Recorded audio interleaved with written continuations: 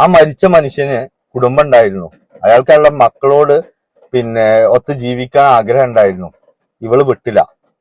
കരഞ്ഞ് കാല് പിടിച്ചിട്ടും ഇവളെ ആ ചങ്ങായിനെ ജീവിപ്പിക്കാൻ ഈ ദുനിയാവിൽ വിട്ടില്ല. അതുകൊണ്ട് ഓൻ കയറെടുത്തു. ഓൻ പോയി, ഓനിക്ക് പോയി എന്നല്ലാതെ ഇവൾക്ക് എന്തെങ്കിലും ഒരു കുറവുണ്ടോ? ഇല്ല. പിന്നെ ഓന്റെ പേരിൽ തന്നെ ഈ സഹതാപ പിരിവും നടത്തിയും കൊണ്ട് നടക്കുകയായിരുന്നു. അപ്പൊ ഷാജിക്ക് 8 പണി കിട്ടിയിരിക്കുകയാണ് സുഹൃത്തുക്കളെ. ആടെ സകല കളത്തരങ്ങളും ഇപ്പൊ പൊളിച്ചടിക്കിരിക്കുകയാണ്. ചുരുക്കി പറഞ്ഞ ഷാജിദക്ക് ഇപ്പൊ പുറത്തിറങ്ങി നടക്കാൻ പറ്റാത്ത അവസ്ഥയാണ്. എന്തൊക്കെ ബഹളായിരുന്നു അല്ലെ? സ്വന്തം ഉമ്മാനെ വീട്ടിൽ നിന്ന് ചവിട്ടി പുറത്താക്കുന്നു, നാട്ടുകാരെയും കുടുംബക്കാരെയും വെല്ലുവിളിക്കുന്നു, മറ്റുള്ളവരുടെ കുടുംബത്തിൽ കയറി കളിക്കുന്നു. അവസാനം ഇപ്പൊ എന്തായി? എലിയെ പോലെ പതുങ്ങേണ്ട അവസ്ഥയായി. ഇനിയിപ്പോ ഷാജി ആരാണ് എന്താണെന്നുള്ളത് ഞാൻ ആർക്കും പ്രത്യേകിച്ച് പറഞ്ഞേണ്ട ആവശ്യമില്ലല്ലോ. ഭർത്താവ് മരിച്ച് 5 മക്കളുള്ള ഒരു വിധവയായ സ്ത്രീ ആയിരുന്നു ഷാജി. അങ്ങനെ ആ സാധാപ കണ്ണീർ ഒഴുക്കിയായിരുന്നു പുള്ളിക്കാർ ആദ്യമായിട്ട് സ്വന്തമായി ഒരു യൂട്യൂബ് ചാനൽ തുടങ്ങുന്നത് അല്ലെ.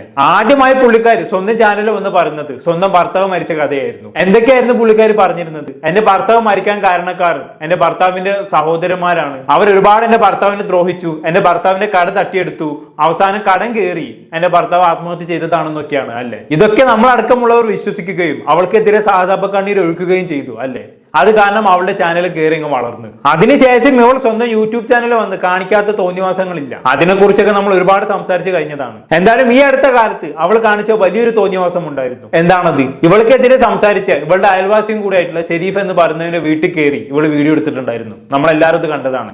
അവൾ എന്തൊക്കെയാണെന്ന് കാണിച്ചു കൂട്ടിയത്? ഷെരീഫിനെ ഭാര്യയെ തെറി വിളിക്കുക, മക്കളെ അടക്കം വീഡിയോകളിൽ കാണിക്കുക, അങ്ങനെ ഒരുപാട് കാര്യങ്ങൾ ഇവൾ കാണിച്ചു കൂട്ടിയിട്ടുണ്ടായിരുന്നു. അതിന് പിന്നാലെയാണ് ഈ ഷെരീഫ് എന്ന് പറയുന്നവൻ ഇവൾക്ക് മുട്ടമണി കൊടുക്കാൻ തുടങ്ങിയത്. എന്തായാലും ഇന്നലെ ഈ ഷെരീഫ് ചില വെളിപ്പെടുത്തലുകളുമായി രംഗത്ത് വന്നിട്ടുണ്ടായിരുന്നു. നമുക്ക് എന്തായാലും കണ്ടുനോക്കാം. ഈ അമ്മായിക്ക് തന്നെ ഞാൻ വെറുതെ ഒരു 2-3 സെക്കൻഡ് വീഡിയോ ഞാനത് വിട്ടുകൊടുത്തിട്ടുണ്ട്. എന്തിനറിയോ? ആ വീഡിയോ കണ്ടാൽ തന്നെ അതിന്റെ ഫുള്ള് എല്ലാ കാര്യങ്ങളും അമ്മായിക്ക് ഓർമ്മ വരും. മനസ്സിലായോ? അമ്മായി ഏത് ഗുളിക കുടിച്ചാലും ശരി, കുടിച്ചില്ലെങ്കിലും ശരി, ആ വീഡിയോ കണ്ടാലും അമ്മായിക്ക് ഓർമ്മ കിട്ടും, നിങ്ങളൊക്കെ മറന്നാലും.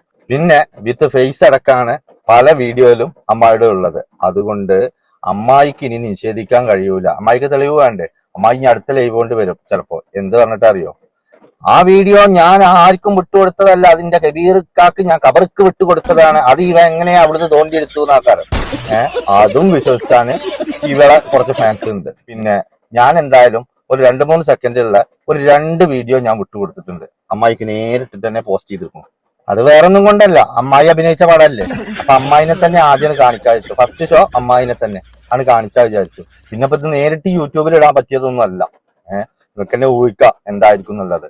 അപ്പൊ അതുകൊണ്ട് അതവിടെ നിൽക്കും. ഓക്കെ, അപ്പൊ അങ്ങനെയൊക്കെയാണ് കാര്യങ്ങൾ. സംഭവം എന്താണ് ഏതാണെന്നുള്ളത് എല്ലാവർക്കും പിടികിട്ടി കാണുമല്ലോ. ഇപ്പോൾ ഏതോരുത്തരുമായി വീഡിയോ കോൾ ചെയ്യുന്ന എന്തോ ഒരു സംഭവമാണെന്ന് തോന്നുന്നു. അതിന്റെ ക്ലിപ്പാണ് ഇപ്പൊ ഷെരീഫിന് കൈ കിട്ടിയിരിക്കുന്നത്. എന്തൊക്കെയായിരിക്കും ആ ക്ലിപ്പിൽ ഉണ്ടായിരിക്കുക എന്നുള്ളത് ഞങ്ങൾക്ക് പ്രത്യേകിച്ച് പറഞ്ഞേണ്ട ആവശ്യമില്ലല്ലോ. സാമാന്യം ബോധമുള്ള ആൾക്കാർക്ക് കത്തിയിട്ടുണ്ടാകും. യൂട്യൂബിൽ ഇടാൻ കൊള്ളാത്ത വീഡിയോ ആണെന്നൊക്കെയാണല്ലോ ഷെരീഫ് പറഞ്ഞു വെക്കുന്നത്. അപ്പൊ തന്നെ കാര്യം മനസ്സിലായി കാണുമല്ലോ. എന്തായാലും ഇതും കൂടി ഇനി ഷെരീഫ് റിലീസ് ചെയ്ത് കഴിഞ്ഞാണെങ്കിൽ പിന്നെ ഷാജിദ് തീർന്ന് തലയിൽ കൂടെ മുണ്ടിട്ട് നടക്കേണ്ടി വരും. അതും മതിയാവൂല, കേരളം തന്നെ വിട്ടുപോകേണ്ട അവസ്ഥയായിരിക്കും. എന്തൊക്കെയായിരുന്നു ഷാജിദിന്റെ വെല്ലുവിളി അല്ലേ? അതാണ്. ഇപ്പുറത്തു കൂടെ എല്ലാ തെമ്മാടിത്തരങ്ങളും കാണിച്ചു കൂട്ടിയിട്ട് അപ്പുറത്തു കൂടെ എല്ലാവരും വെല്ലുവിളിച്ച് നടക്കുമ്പോൾ ചിന്തിക്കണം ഒരു കാര്യത്തൊക്കെ എടുത്ത് പുറത്തുവിടുന്നുള്ളത്. ഇനിയെങ്കിലും ഷാജിദക്ക് ചിന്തിച്ചു കണ്ട് മുന്നോട്ട് പോയാൽ കൊള്ളാം. ഇല്ലെങ്കിൽ അറിയാലോ ഷെരീഫിന്റെ കയ്യിൽ വീഡിയോ ഇരിക്കുന്നുണ്ട്, അതങ്ങ് പുറത്തു വിട്ടാൽ അത്രേ ഉള്ളൂ. എന്തായാലും ബാക്കിയാണ് നോക്കാം.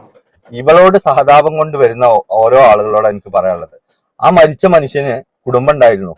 അയാൾക്കുള്ള മക്കളോട് ഒത്ത് ജീവിക്കാൻ ആഗ്രഹം ഉണ്ടായിരുന്നു. ഇവള് വിട്ടില്ല. കരഞ്ഞ് കാല് പിടിച്ചിട്ടും ഇവളെ ആ ചങ്ങായിനെ ജീവിപ്പിക്കാൻ ഈ ദുനിയാവിൽ വിട്ടില്ല. അതുകൊണ്ട് ഓൻ കയറെടുത്തു. ഓൻ പോയി, ഓനിക്ക് പോയി എന്നല്ലാതെ ഇവൾക്ക് എന്തെങ്കിലും ഒരു കുറവുണ്ടോ? ഇല്ല. പിന്നെ ഓന്റെ പേരിൽ തന്നെ ഈ സഹതാപ പിരിവും നടത്തിയും കൊണ്ട് നടക്കുകയായിരുന്നു.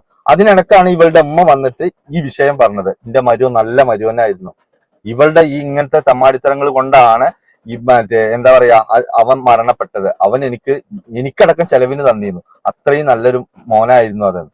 ആ ഒരൊറ്റ കാരണത്തിന്റെ പേരിലാണ് ഉടുതുണി ഇല്ലാതെ ഉമ്മാടെ വീഡിയോ ഇവള് പോസ്റ്റ് ചെയ്തത്. കേൾക്കണങ്ങള്, സ്വന്തം ഉമ്മാടെ വീഡിയോ ഇവള് പോസ്റ്റ് ചെയ്തത് അതും നിങ്ങൾ കണ്ടിട്ടുണ്ടാവും.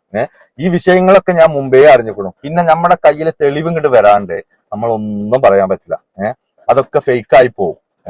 അപ്പോ പിന്നെ ഇപ്പൊ എത്രയാണെങ്കിലും ഏയും ഒറിജിനലും കണ്ടറിയുന്ന ആളുകൾ തന്നെയല്ലേ നിങ്ങള്. അല്ലെങ്കിൽ തെളിയിച്ചോട്ടെ, അവൾക്ക് കോടതിയിൽ പോകാം, കേസ് കൊടുക്കാം, ഒക്കെ ചെയ്യാം. ഓക്കെ, വളരെ ഗുരുതരമായിട്ടുള്ള കാര്യമാണ് ഇവിടെ ഷെരീഫ് ഉന്നയിച്ച് വെച്ചിട്ടുള്ളത് അല്ലെ. ആളിപ്പോ സംസാരിച്ചത് ഷാജിദന്റെ ഭർത്താവിന്റെ മരണത്തെ കുറിച്ചുള്ള കാര്യങ്ങളാണ്. അപ്പൊ ഷെരീഫ് ഇവിടെ പറഞ്ഞു വെക്കുന്നത് ഷാജിദന്റെ ഭർത്താവ് മരിക്കാനുള്ള കാരണക്കാരി ഷാജിദ് തന്നെയാണ് എന്നുള്ളതാണ് അല്ലെ. അത് വല്ലാതൊരു ഞെട്ടിക്കുന്ന വെളിപ്പെടുത്തലായി പോയി.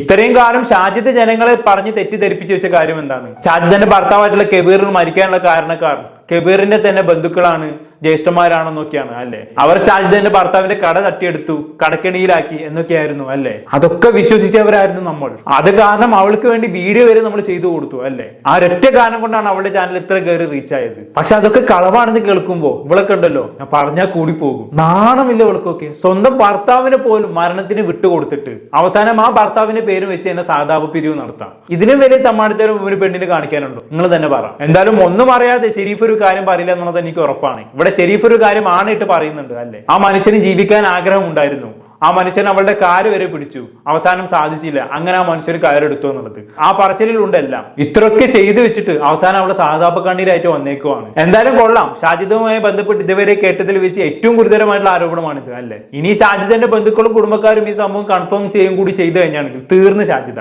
എന്തായാലും വരട്ടെ, സത്യങ്ങൾ പുറത്തു വരട്ടെ. അതാണല്ലോ അതിന്റെ ഒരു ഇത്. ഒരാൾ എല്ലാ കാലവും കള്ളനായി പതുങ്ങിയിരിക്കുന്ന അത്ര ശരിയായിട്ടുള്ള കാര്യമില്ലല്ലോ. സത്യം എന്നാലും മറിഞ്ഞേക്ക് പുറത്തു വരട്ടെ അല്ലെ. എന്തായാലും ഷെരീഫിന് പറയാനുള്ള ബാക്കിയോട് കേട്ടോക്കാം. പിന്നെ ഇനിയിപ്പോ 2-3 ആളുകൾ പുതിയത് വരുന്നുണ്ട്. ഈ പറ്റിക്കപ്പെട്ട ആളുകളില്ലേ, ആ ആളുകൾ ഇന്നെ വിളിച്ച് സംസാരിച്ചിട്ടാണ് പിന്നെ നാട്ടിലേക്ക് ഞാൻ വരുന്നുണ്ട്.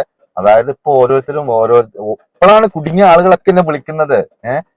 ഇജ് മുത്താണ്, ഇജ് കറലാണ്, അന്നെ പോലത്തെ ഒരാളുണ്ടെങ്കിൽ ഞാൻ നിന്ന് തരും, എന്റെ മാനം പോയാലും വേണ്ടില്ല, ഇനി ഞാൻ എന്തായാലും ഇത് ഹൈഡ് ചെയ്ത് വെക്കുന്നില്ല എന്ന് പറഞ്ഞിട്ട് പല വീഡിയോസുകളും എനിക്ക് തന്നിട്ടുണ്ട്. പല മെസ്സേജ് ഉണ്ട്, ഡേറ്റ്, ടൈം, സ്ക്രീൻഷോട്ട്, വോയിസ് ഒക്കെ ഉണ്ട്. അപ്പോ ഓൾ തെളിയിക്കട്ടെ ഞാൻ പറയുന്നത് നുണയാണോ അല്ലയോ എന്നുള്ളത്. ഓക്കെ, അപ്പൊ ചുരുക്കി പറഞ്ഞാണെങ്കിൽ ഒരുപാട് ആളുകളെ ഷാജി പറ്റിച്ചിട്ടുണ്ടെന്ന് അർത്ഥം. അത് ഏത് രീതിയിലാണ് പറ്റിച്ചെന്നുള്ളത് നമുക്ക് വരും ദിവസങ്ങളിൽ കണ്ടറിയാം. ഇങ്ങനെയാണെങ്കിൽ ഈ പറ്റിക്കപ്പെട്ട എല്ലാവരും കൂടി വീഡിയോ ചെയ്യാൻ തുടങ്ങി കഴിഞ്ഞാണെങ്കിൽ ഷാജിദ പെടല്ലോ അല്ലെ. എന്തായാലും പറ്റിക്കപ്പെട്ട ഓരോരുത്തരും അത് തുറന്നു പറഞ്ഞ് രംഗത്ത് വരണമെന്ന് തന്നെയാണ് എനിക്ക് പറയാനുള്ളത്. അങ്ങനെയെങ്കിലും അവൾ അടുപ്പ് കീറട്ടെ. അങ്ങനെ അവൾ തോന്നിവാസം കാണിച്ച് സമൂഹത്തിന് മുന്നിൽ നെകളിച്ച് നടക്കണ്ട. ഇനി ഇതൊക്കെ പറയുമ്പോഴും പലരും ചിന്തിക്കുന്നുണ്ടാക്കും, എന്തിനാണ് ഷെരീഫ് ഇവളുടെ പിന്നാലെ എങ്ങനെ വണ്ടിയും പിടിച്ച് കൂടുന്നത്? അതിനൊക്കെ ആവശ്യമുണ്ട് എന്നുള്ളത്. ആവശ്യമുണ്ട്, കാരണം അമ്മാതിരി തമ്മാടിത്തരം ഇവള് ഷെരീഫിനോട് ചെയ്തത്. സ്വന്തം വീട്ടിൽ കാര്യം ഭാര്യയും മക്കളും വൃത്തികേട് പറയുക എന്ന് പറഞ്ഞു കഴിഞ്ഞാണെങ്കിൽ അതിന് ഇങ്ങനെയെങ്കിലും തിരിച്ചു പണി കൊടുക്കണമല്ലോ. അതാണ് ആണുങ്ങൾ കയറി ചൊറയെ നിന്നാണെങ്കിൽ ഇങ്ങനെ ഇരിക്കും കാര്യങ്ങൾ. എന്തായാലും ഇതിനൊക്കെയുള്ള മറുപടി ആയിട്ട് ഷാജിദ് ഇന്നലെ ലൈവിൽ വന്നിട്ടുണ്ടായിരുന്നു. നമ്മൾ എന്തായാലും ഒന്ന് കണ്ടോക്കാം. ഒളിച്ചടുക്കണവർ അവിടെ അടുക്കട്ടോ, നമ്മൾ അവരെ പിന്നാലെ പോവാനില്ല. വയ്യം അടുത്തു. നമുക്ക് നമ്മുടേതായ കാര്യങ്ങൾ നോക്കാനുണ്ട്. ആരുടെയും പിന്നാലെ പോവാൻ വയ്യ, പോയോടത്തോളം വയ്യ. മതിയില്ലേ? അത് കഴിഞ്ഞില്ലേ? അത് അവിടുത്തെ കൊണ്ട് വിട്ടു. ഞാൻ വിട്ടു. വിടാത്തൊരു വിടണ്ട. അത് നമ്മുടെ കുറ്റമല്ല, അത് അവരായി പഠിച്ചവനായി. അത്രേ ഉള്ളൂ. നമ്മുടെ കാര്യം കഴിഞ്ഞു, നമ്മള് ഇതാക്കി കഴിഞ്ഞു, അത്രേ ഉള്ളൂ. അങ്ങനെ അത്രേ ഉള്ളൂ എന്നും പറഞ്ഞ് പെട്ടെന്ന് കഴിയൂല്ലേ ഷാജിദ? നീ അത്രയ്ക്കും ഒരുപാട് ആളുകൾ വെറുപ്പിച്ചിട്ടുണ്ടല്ലോ. അതിനൊന്നും നീ മറുപടി പറയാതെ വെറുതെ പോകാമെന്ന് ഒരിക്കലും കരുതണ്ട ഷാജിദ. നീ കാണിച്ച തെമ്മാടുത്തത്തിന് നീ എണ്ണി മറുപടി പറഞ്ഞേ പറ്റൂ. അല്ലാണ്ട് നീ പഠിച്ചവന് വിട്ടുകൊടുക്കുക, അങ്ങനെ ആക്കുക എങ്ങനെ ആക്കാന്ന് പറഞ്ഞുകൊണ്ട് കൈ ഒയ്യാമെന്ന് ഒരിക്കലും വിചാരിക്കേണ്ട. ഇപ്പൊ നിന്നെ കുറിച്ച് ഷെരീഫ് ഒരുപാട് കാര്യങ്ങൾ പറഞ്ഞു വെച്ചു അല്ലെ. നീ മറ്റൊരുത്തരുമായി വീഡിയോ കോൾ ചെയ്യുന്നതിന്റെ ക്ലിപ്പ്, അതുപോലെ തന്നെ നീ ഒരുപാട് ആളുകളെ പറ്റിച്ചത്, പിന്നെ ഏറ്റവും ഗുരുതരമായിട്ട് നിന്റെ ഭർത്താവ് മരിക്കാൻ നീ തന്നെയാണ് കാരണക്കാരി എന്ന് പറഞ്ഞത്. ഇതിനൊന്നും നിനക്ക് മറുപടി പറയാനില്ലേ? നീ എല്ലാം വിട്ടേക്ക്. പക്ഷെ അവസാനം പറഞ്ഞ കാര്യത്തിന് നീ മറുപടി പറഞ്ഞേ പറ്റൂ. എന്ത്?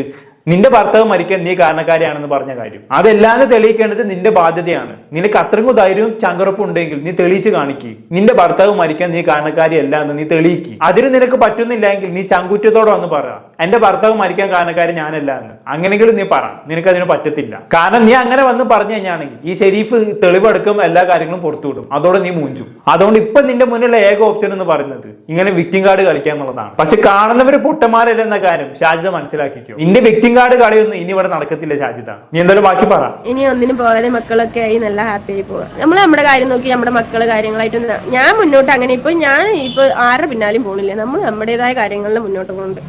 ഇനി വിടാത്തവര് വിടാണ്ട് വാലും പിടിച്ചിട്ട് അങ്ങനെ നടന്നോട്ടെ. അവർക്ക് അതിലാണ് റീച്ചിങ്, അവരത് ചെയ്യട്ടെ. അല്ലാണ്ട് ഇപ്പൊ നമ്മളത് പഠിച്ചവനടുത്ത് പറയണം, അത്രേ ഉള്ളൂ.